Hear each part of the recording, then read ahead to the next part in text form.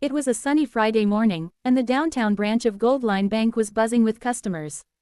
The line stretched all the way to the glass doors as people waited to cash their checks before the weekend. Among them stood a woman named Angela Carter, a poised, soft-spoken black woman in her early 30s. She wore a simple cream blouse and navy skirt, her hair tied neatly in a bun, and held an envelope tightly in her hand. Angela had come straight from her job at the local hospital. She worked as a nurse and had just received a check for overtime pay. She was tired, but she needed to deposit it to cover some bills and get groceries for the weekend. When her turn finally came, she stepped up to the counter and greeted the teller with a polite smile. "Good morning," she said warmly. "I'd like to deposit this check into my account." The teller, a young white woman named Rachel, barely looked up. Her tone was curt, sharp, the kind that said she'd already judged Angela before she spoke. "Let me see the check," Rachel said, holding out her manicured hand. Angela passed it over. Rachel's eyes narrowed the moment she saw the amount, $18,450, handwritten neatly and signed with a name that seemed familiar. "Where did you get this?" Rachel asked flatly. Angela blinked, a little startled. "It's from my husband," she replied. "He transferred some funds for me to handle home expenses." Rachel arched an eyebrow, suspicion flooding her face. "Your husband," she repeated slowly, like she didn't believe a word. "And what does your husband do?" Angela hesitated for a moment, surprised by the interrogation. "He's in business," she said softly.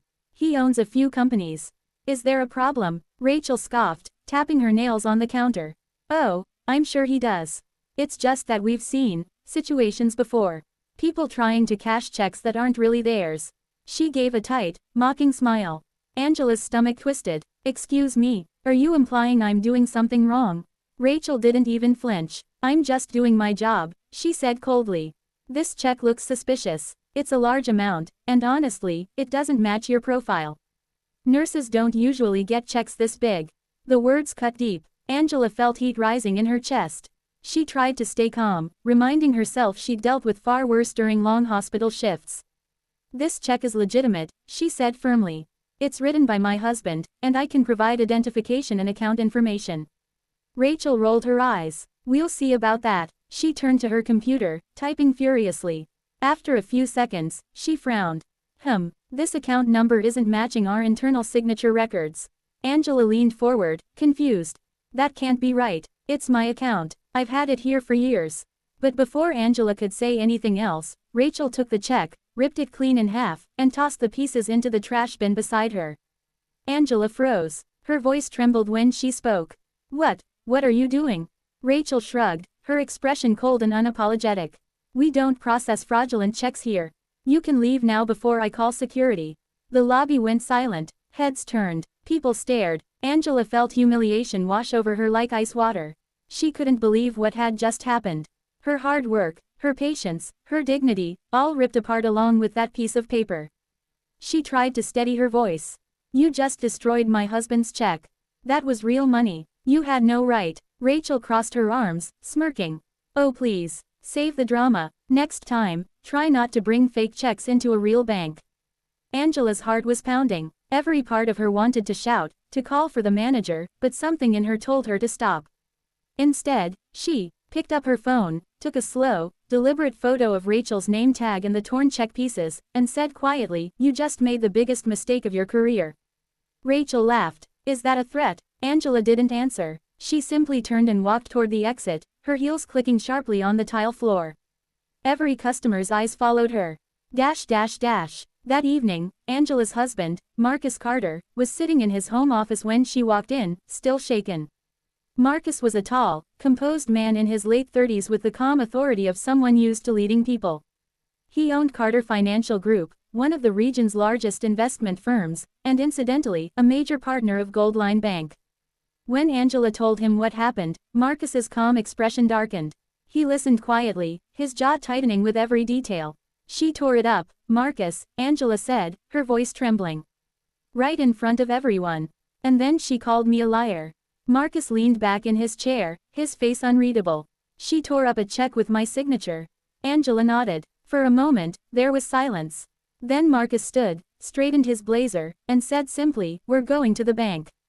The next morning, Marcus and Angela arrived at the same Goldline branch. Angela walked in beside him, her hand tucked gently in his. The atmosphere changed instantly, people could sense the quiet authority in Marcus's presence.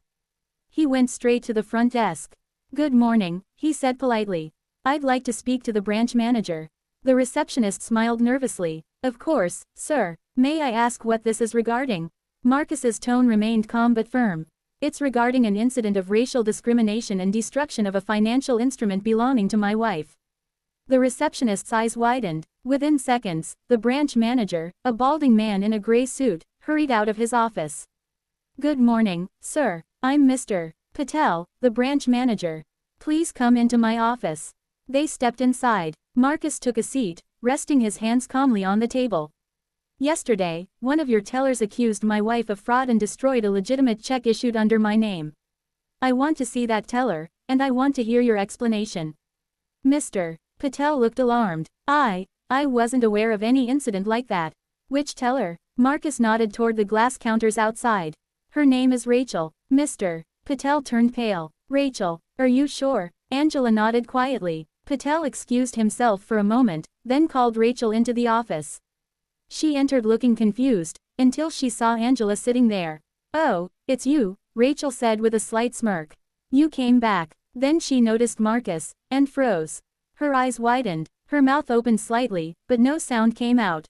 Because right behind Marcus's head, hanging on the office wall, was a massive promotional poster of him, smiling in a sharp navy suit, with the words, "Marcus Carter, founder and CEO, Carter Financial Group, proud partner of Goldline Bank." Rachel's face went pale as paper. She blinked several times, her breath catching in her throat. "Why you're Mr. Carter." Marcus leaned forward slightly, his voice calm but piercing. "Yes, the same Marcus Carter whose signature you tore in half yesterday." The room fell silent. You could hear the air conditioning hum. Rachel stammered. I didn't know, I thought." "You thought my wife didn't belong here," Marcus interrupted softly. "You looked at her skin, her clothes, and decided she couldn't possibly have a legitimate check worth that much. Am I right?" Rachel's lips trembled. She tried to form words, but nothing came out. Mr. Patel turned red with embarrassment. "Mr. Carter, I am so sorry. I can assure you this behavior does not reflect our institution's values. We'll take immediate action." Marcus nodded, but his eyes stayed on Rachel. "You destroyed a legal document. That's not just rudeness, it's criminal negligence.